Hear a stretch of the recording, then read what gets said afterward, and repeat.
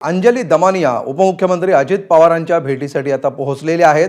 देवगिरी बंगल्यावर थोड्याच वेळामध्ये ही भेट आता सुरू होते आहे। संध्याकाळी 7 वाजता या भेटीची वेळ ठरवण्यात आलेली होती। त्या दृष्टीने आता अंजली दमानिया या उपमुख्यमंत्री अजित पवारांच्या भेटीसाठी दाखल होत आहेत।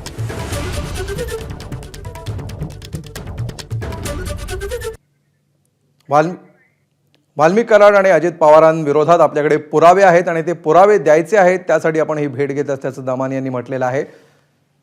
आणि ते आता या भेटीसाठी पोहोचलेले आहेत। प्रशांत बढे सध्या आपल्या सोबत आहेत याविषयी अधिक माहिती देण्यासाठी।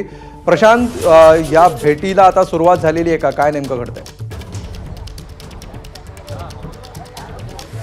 अवघ्या काही सेकंदापूर्वी अंजली दमानिया ज्या आहेत त्या देवगिरी बंगल्यामध्ये दाखल झालेल्या आहेत।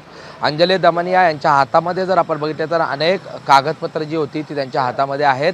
या अगोदर आपण त्यांचं ट्विट देखील पाहिलं। या ट्विटमध्ये त्यांनी या सगळ्या प्रकरणामध्ये, देशमुख हत्या प्रकरणामध्ये वाल्मिकी कराड असेल, धनंजय मुंडे असतील, यांच्या विरोधात कशा प्रकारचे पुरावे आपल्याकडे आहेत या संदर्भात त्यांनी अजित पवार यांची भेट मागितलेली होती। हे पुरावे अजित पवार यांच्यापर्यंत त्यांना दाखवायचे आहेत आणि धनंजय मुंडे यांचा राजीनामा जो आहे तो राष्ट्रवादीने घ्यावा, अशा प्रकारची त्यांची मागणी आहे।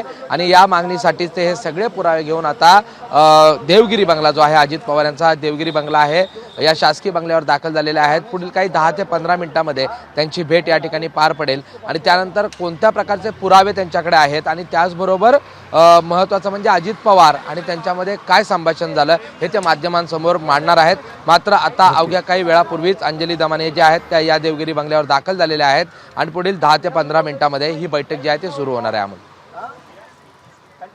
निश्चित धन्यवाद या सविस्तर माहितीबद्दल प्रशांत। अंजली दमानिया या भेटीसाठी आता पोहोचलेले आहेत। या भेटीचे अपडेट्स एबीपी माझावर आपण बघत राहणार आहोत। एबीपी माझा, उघडा डोळे बघा नीट।